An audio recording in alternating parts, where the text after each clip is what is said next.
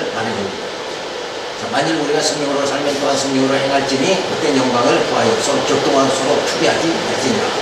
자, 여기서 보면 헛된 영광 그리고 격동하고 투기하는 것, 이건 자체가 뭐예요?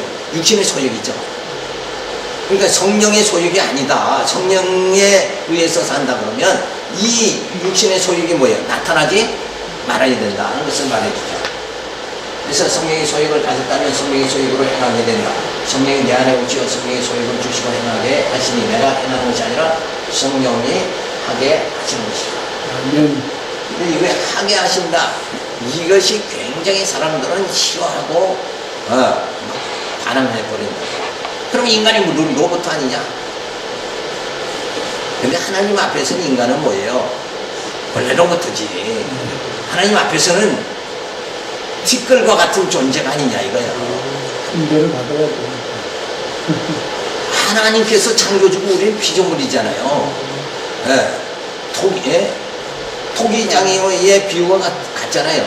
질그릇이 토기장이한테 날 왜 이렇게 질그릇으로 만들었습니까? 이러고 항의할 수가 있느냐 이거예요. 그러니까 인간은 하나님 앞에서 그렇게 정말 무익한, 하나님의 보호하심이 없으면 도저히 견딜 수 없는 존재인데도 불구하고, 그리고 하나님이 생명을 우리에게 줬잖아요. 생명을 공급한 생명의 주인 되신 분이 누구냐? 하나님이시지 않냐 이거예요. 우리가 자체로 우리가 생명을, 스스로의 생명을 만든 거 아니잖아요. 공급받았으니까 당연히 그 하나님 뜻대로 우리가 살아가는 건 당연한 거다.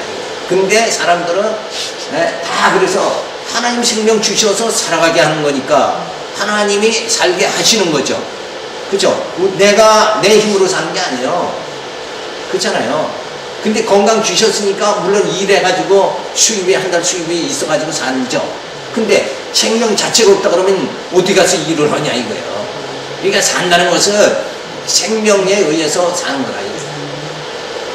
그러니까 모든 것이 뭐야? 하나님이 다 이렇게 하게 하신다. 예정이다. 이런 거를 먼저 수납하고, 그래서 하나님 앞에서 내가 정말 어떤 존재인가 이걸 깨달아서 나 스스로가 하나님 앞에서 겸손하고 낮아져야 된다. 근데 우리는 늘 사람과 사람 관계 이것만 생각해가지고 그럼 내가 너무부터냐 이렇게 하는데, 이거는 이 영적 관계를 말하는 거예요. 영적, 육신의 관계를 아니라. 육신적으로 저 사람보다 내가 못할 게 뭐 있어. 그쵸? 그런데 이런 육신적인 관계가 아니라 영적 관계다. 하나님과 나 사이의 그런 관계다. 그래서 다 만사 만물은 뭐예요? 하나님 뜻대로 인도하시죠. 그러면 그 하나님 뜻대로 모든 역사의 주인이 누구예요? 하나님이시죠. 역사는 하나님이 이끌어 나가는데 거기 앞에 가가지고 내가 그 역사의 주역이고 새 역사를 창조하자 이렇게들 많이 하잖아요. 인간이 무슨 새 역사를 창조해요? 그냥 하나님 인도하는 대로 살아야 되지. 그죠? 근데 하나님이 인도하시는 그 역사라는 게 그게 보이는 세상 역사 이게 아니라 누가 대통령 되고 누가 장관 되고 이런 역사가 아니라 하나님께서 택한 자를 예수 그리스도 보내서 이 죄, 영적 그 세계에서, 죄악의 세계에서 어둠을 갖다 다 제거시켜 주시고 우리로 하나님의 형상을 닮아가게 하고 그 신령한 나라에 하나님과 더불어서 살아가게, 이런 고차원적이고 영적인 그거지 이 세상에서 높아지고 이런 게 전혀 아니다. 자정성, 우정성 이걸 따질 게 아니다. 근본적으로 이게 영적 놀라운 그런 그 차원이다 이걸 생각해요. 그래서 육신의 소욕이 요구하는 건 헛된 영광이니 헛된 영광을 구하는 것은 이미 육신의 소욕으로 사는 증거이니 즉시 깨달아야 된다. 내가 진짜 헛된 영광을 구하느냐, 땅의 것을 구하느냐, 위의 것을 구하느냐, 이거에 따라서 의미가 다릅니다. 그래서 육신의 소욕으로 격동하면서 서로 투기하지 말아야 된다. 저 사람보다 내가 높아지냐고 막 이렇게 격동하고 이렇게 하지 말아야 된다. 사람성이 높아지지 않으려면 격동할 필요가 없죠. 절기 낼 필요 자체가 없지 않느냐. 하나님 안에서 내가 살아가면서 심령의 편안이 주어지면 경쟁할 거 뭐가 있어요. 하나님이 주신 분목대로 내가 살아갑니다. 그래서 땅의 모든 것은 족한 줄 알고 살아갑니다. 이런 신앙이 주어집니다. 다툴 게 뭐가 있냐 이거예요. 주신 이가 하나님이시니까 가져가시는 일 또 뭐예요? 하나님이시잖아요. 욥기서에 적신으로 왔다가 적신으로 가는 거다. 그런데 적신으로 온 나에게 하나님께서 이런 재능도 주시고 또 하나님 섬길 수 있게 또 교회에 귀한 사명 주셔서 일할 수 있게 만들어 교회의 제목이 되게 만들어 주시고 이런 걸 생각할 때는 이게 얼마나 영광스러운 기쁨이냐. 그래서 감사하고 또 기쁨으로 살아가고 아무것도 없는 빈 털털인데 하나님께서 그래도 이렇게 일할 수 있게 하나님이 재능 주시고 말씀 듣고 깨닫게 만들어 주시고 이게 듣는 자가 복이 있지 않느냐 이거. 완전 그래서 가장 귀한 복이 뭐냐? 말씀을 깨닫는 게 가장 귀한 거예요. 말씀을 깨달으면 벌써 생각이 달라지니까 마음이 편안해지잖아요. 근데 생각하는 게 맨날 땅에 것만 생각하고 이게 변화가 안 되면 맨날 시기와 질투 밤새도록 생각하면서 이러고 머리 굴리고 그런 살아갈 수밖에 없잖아요. 그래서 편안하게 단잠을 자게 하시는 이 하나님의 은혜다 하는 얘기는 머리 안 굴려도 주님께서 인도해 주시는 대로 기쁨으로 살아가니까 머리 하나 굴릴 필요가 없는 거예요. 우리 머리 굴리는 건 그저 하나님의 어떤 분이신가 그 신지식을 깨닫는 거, 아버지를 깨닫는 거 그것뿐이다 이거예요. 거기에다 머리를 안 쓰고 세상 사람들은 어때? 내가 더 물질적으로 편안하게 살까, 노후를 잘 살까, 이런 쪽으로 막 머리를 굴리다 보니까 머리가 복잡해지는 거야. 왜? 또 때로는 안 되고, 또 풍요한 생활을 해야 되겠고, 이러니까 이게 제대로 안 된다. 그래서 우리가 늘 성령의 인도하심을 받아야 되죠. 그래서 육신의 소욕으로 격동하며 서로 투기하지 말아야 된다. 그래서 아담이 범죄하죠.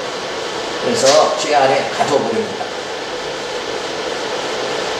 그래서 이 죄 가운데 살면서 우리가 욕심대로 먹고 싶을 때 먹고 막 이러고 살면 행복한 줄 알고 사는데 사실 그게 정욕에 의해서 살잖아요. 근데 그 정욕에 의해서 살아가는 것도 먹고 싶다고 해서 다 뭐 내 맘대로 먹을 수 있어요? 돈이 없으니까 못 먹죠. 막 그러니까 거기에 스트레스를 막 받는 거예요. 좋은 옷을 입고 좋은 차를 타고 좋은 집에서 막 진짜 왕자같이 공주같이 살고 싶은 게 인간의 욕망인데 그게 충족이 되냐고. 살다 보면 빚져가지고 또 막 쪼달리고 조마조마하고 그러니까 스트레스 계속 받는다. 그래서 우리 심령이 이런 죄 가운데 살면서 만신창이가 될 수가 없다. 여기서 만신창이라는 건 뭐예요? 그런 생활을 하면서 내 마음이 편치 못하게 살아가는 거예요.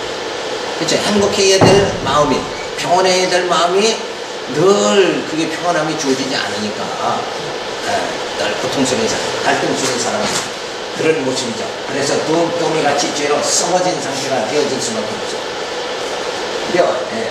그런데 언약의 씨로 예수님이 오셨죠.